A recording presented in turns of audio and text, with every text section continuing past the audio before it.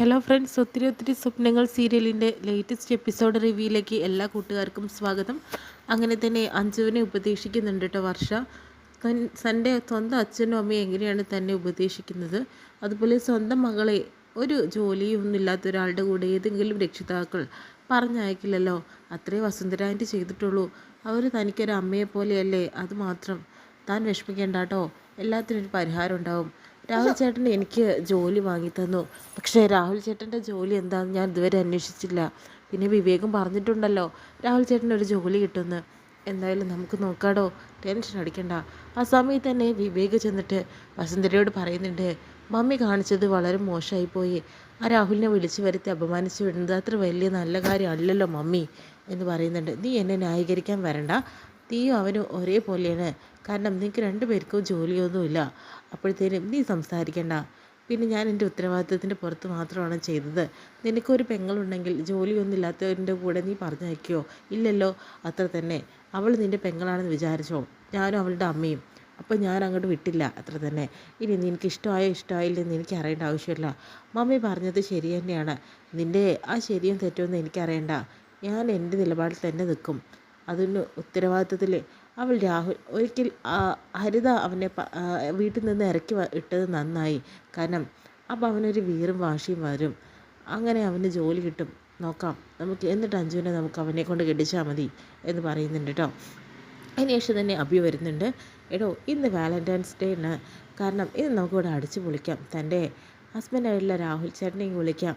ആ, വസുന്ധര ആൻറ്റി അറിഞ്ഞാൽ അത് മതി. ആൻറ്റി ഇല്ല, ആൻറ്റിയുടെ വല്യമ്മ ആരോ മരിച്ചിട്ടുണ്ടെന്ന് പറഞ്ഞു പോയിരിക്കുകയാണ് വിവേകേട്ടനും. പിന്നെ അങ്കിൾ ഇവിടെ ഇല്ലല്ലോ. അതുകൊണ്ട് തന്നെ നമുക്കിന്നത് രാത്രി അടിച്ചു പൊളിക്കാം. അത് രാഹുലിനെ വിളിക്കാൻ വേണ്ടി ശിവയും അതുപോലെ വർഷയും വിളിച്ചിട്ടുണ്ട്. തീർച്ചയായും വരാതെ പറഞ്ഞിട്ടുണ്ട്. അവർ രണ്ടുപേരിപ്പോൾ വർഷയുടെ കയ്യിൽ പ്ലാസ്റ്റർ അഴിക്കാൻ വേണ്ടി പോയതാണ്. പെട്ടെന്ന് തന്നെ തിരിച്ചു വരും. എന്തായാലും ശിവ വരട്ടെ, എന്നിട്ട് നമുക്ക് നോക്കാം എന്താ ചെയ്യേണ്ടതെന്നുള്ളത്. ശിവ വരട്ടെ, പക്ഷെ നമുക്ക് ഫുഡിൻ്റെ കാര്യമൊക്കെ ഒന്ന് അറേഞ്ച് ചെയ്താലോ എന്ന് അഭി പറയുന്നുണ്ട്. ശേഷം തന്നെ നമുക്ക് കൊറിയൻ ഫുഡ് ആക്കിയാലോ? ഓ, തനിക്ക് ഈ തീറ്റപ്രാന്ത് മാത്രമേ ഉള്ളല്ലോ. പിന്നെ ഭക്ഷണം കഴിക്കാൻ വേണ്ടിയിട്ട് തന്നെയല്ലേ എല്ലാവരും ജീവിക്കുന്നത്, അല്ലാതെ വെറുതെ ആണോ എന്ന് ചോദിക്കാട്ടോ ചെയ്യുന്നത്.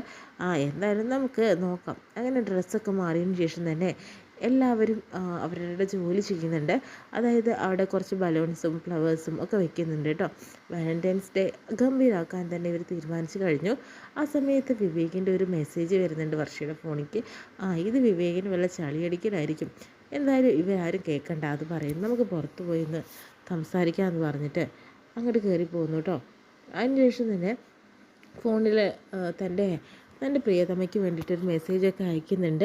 വളരെ സ്നേഹത്തോടു കൂടിയുള്ള വിവേകിൻ്റെ സംസാരമൊക്കെ. അതിന് മറുപടിയായിട്ട് വർഷയും കാര്യങ്ങൾ സംസാരിക്കുന്നു കേട്ടോ. അപ്പോൾ ഇതിന് അവിടേക്ക് അഭി വരുന്നുണ്ട്. എന്താണ് ഒരു ചുറ്റിക്കളി, രഹസ്യമായിട്ട് എന്തോ സംസാരിക്കുന്നത് പോലെയൊക്കെ എനിക്ക് തോന്നുന്നുണ്ടല്ലോ. അതൊന്നുമല്ല. പിന്നെ ശിവ എന്താ വരാത്തെ? ശിവ അങ്കിത്തിനെ കാണാനായിട്ട് പോയതാണ്, അവൻ വന്നോളും. പിന്നെ രാഹുൽ ചേട്ടനെ നീ വിളിച്ചു നോക്ക്.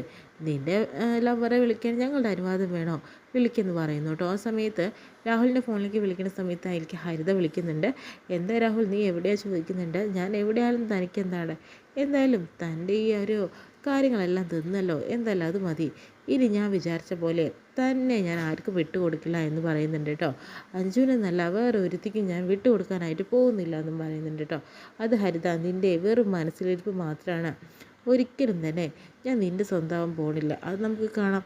പിന്നെ ഈ വീട്ടിൽ നിന്ന് നിഷ്പ്രയാസം എനിക്ക് ഇറക്കി വിടാൻ സാധിച്ചെങ്കിൽ എനിക്ക് പല കാര്യങ്ങളും നടക്കുമെന്ന് പറയുന്നുണ്ട്. നീയൊന്ന് ശ്രമിച്ചു നോക്ക്. അങ്ങനെ പറഞ്ഞുകൊണ്ടിരിക്കുന്ന സമയത്ത് അഞ്ച് വിളിക്കുന്നുണ്ട് കേട്ടോ. അഞ്ച് വിളിക്കുമ്പോൾ ഫോൺ എന്തായാലും ബിസിയാണ്. ആ ടൈമിൽ തന്നെയാണ് ഫോൺ കട്ട് ചെയ്യുന്നത് കേട്ടോ രാഹുൽ. പിന്നീട് അഞ്ച് കുറേ ദിവസം നേരമായിട്ട് വിളിക്കുന്നുണ്ടായിരുന്നല്ലോ. ആ സമയത്താണ് അവിടെ കുറേ ഗുണ്ടകൾ വന്നിട്ട് രാഹുലിനെ അപായപ്പെടുത്താനായിട്ട് പോകുന്നു കേട്ടോ. അതിനുശേഷം തന്നെ അവിടേക്ക് ഒരു ഫിലിം സ്റ്റാർ വരുന്നുണ്ട്. പിന്നീട് കാണിക്കുന്നത് അഞ്ജുനെയും അതുപോലെ തന്നെ അഭിയൊക്കെയാണ്. ആ ഗുണ്ടകൾ ആ ഫോൺ വാങ്ങിയിട്ട് അഞ്ജുനോട് പറയുന്നുണ്ട്, ഇവനെ ഇനി നിങ്ങൾ ആരും അന്വേഷിക്കേണ്ട ആവശ്യമില്ല, ഇവനെ കൊണ്ടുപോകാണെന്ന് പറയുന്നു കേട്ടോ. അങ്ങനെ അഞ്ചു പേടിച്ച് കരയുന്നുണ്ട്. നമ്മൾ എന്ത് ചെയ്യും, ആരെയും നമ്മൾ വിളിക്കുക? ശിവയെ വിളിച്ച് നോക്ക്. പെട്ടെന്ന് എടുത്ത് ചാടിയിട്ട് ശിവയോട് കാര്യങ്ങൾ പറയാൻ പറ്റില്ല. എന്നാൽ നമുക്ക് വിവേകേട്ടനെ വിളിക്കാം. വിവേകേട്ടനോട് സംസാരിച്ച്, വിവേകേട്ടൻ ഇവിടെ ഇല്ലല്ലോ, വിവേക് വേണ്ട, ഫ്രണ്ട്സ് ആരെങ്കിലും ഉണ്ടാവുമല്ലോ, അവർ നമ്മൾ രക്ഷിക്കാണ്ടിരിക്കില്ല എന്ന് പറയുന്നുണ്ട്. ആ സമയത്ത് വിവേകിനെ വിളിക്കുമ്പോൾ ഫോൺ കിട്ടുന്നില്ല കേട്ടോ.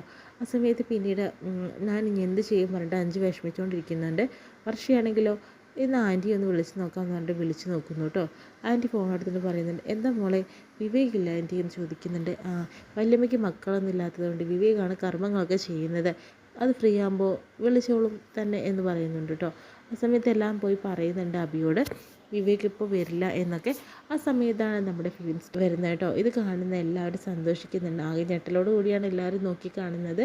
എന്തായാലും രാഹുലിനെ രക്ഷിച്ചുകൊണ്ട് തന്നെയാണ് അദ്ദേഹം വരുന്നത്. ഇത് മാറി പറയുന്ന ഒരു എപ്പിസോഡാണ് കേട്ടോ ഇത് കാണിക്കുന്നത്. ഇത് കാണിച്ചു